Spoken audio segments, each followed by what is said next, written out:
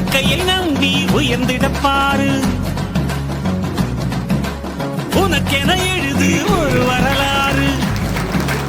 உனக்குள்ள சக்தி இருக்கு, அதை புசிப்பிட வழிபாடு. சுபவேளை நாளை மாலை முன்னேற்ற வேண்டும் என்ற எண்ண பாதையில் 10 ஆண்டுகள் பணியாற்றிய அந்த அரசு பணியை துறந்தார்.